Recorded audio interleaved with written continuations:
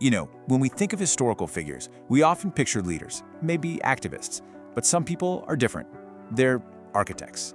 They don't just participate in movements, they build the actual institutions that make those movements possible. Today, we're talking about one of the great system builders of the 20th century, Nannie Helen Burroughs.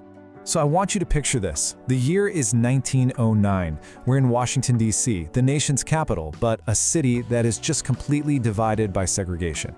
And in this incredibly hostile environment, a new institution starts to rise. And this isn't just a school, it's a statement. It's funded, built, and run entirely by Black women for Black women. This was her vision brought to life. And this was her motto: "We specialize in the wholly impossible." Now, that wasn't just some catchy phrase. That was the guiding principle for her entire life.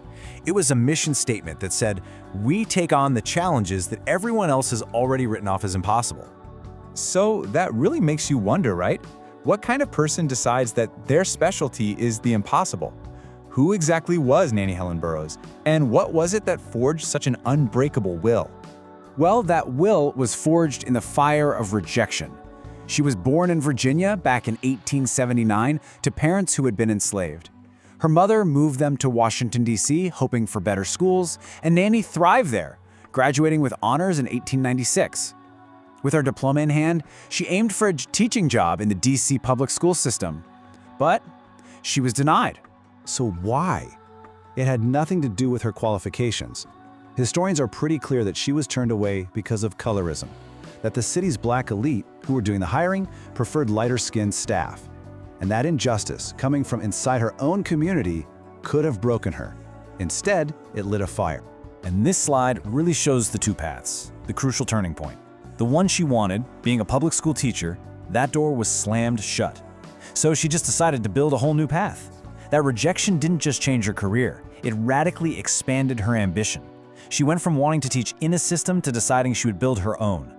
Just 4 years after that rejection, when she was only 21 years old, she stood up in front of the National Baptist Convention, the most powerful Black organization in the entire country. Her speech was called "How the Sisters Are Hindered from Helping." It was a bold, fearless critique of gender inequality right there inside the church, and it absolutely electrified the audience. It put her on the map, nationally. Of course, not everyone was thrilled. At one point, a man in the crowd tried to dismiss her, calling her an upstart.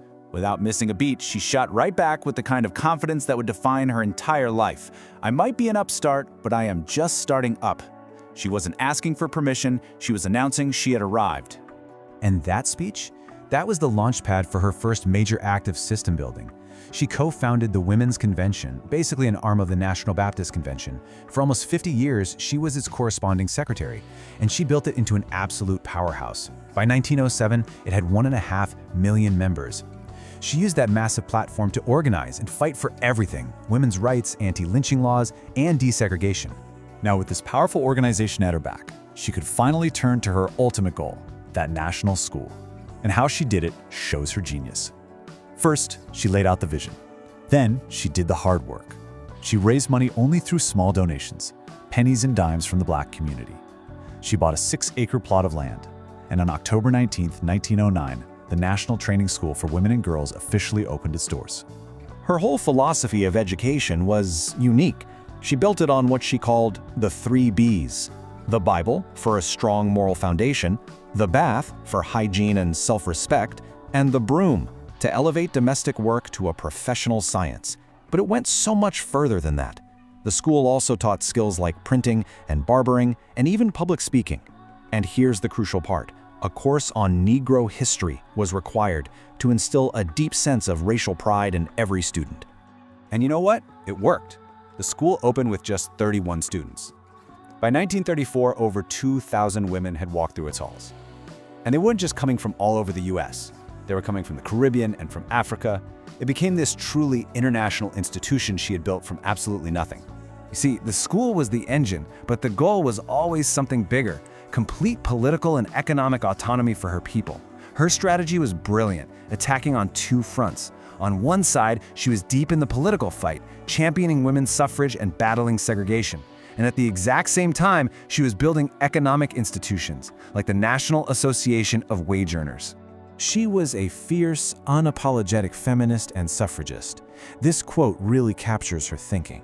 To her, the vote wasn't just a right, it was a practical tool in her system, a way for Black women to reclaim power and lead the struggle for racial progress with total integrity. 52. Just let that number sink in.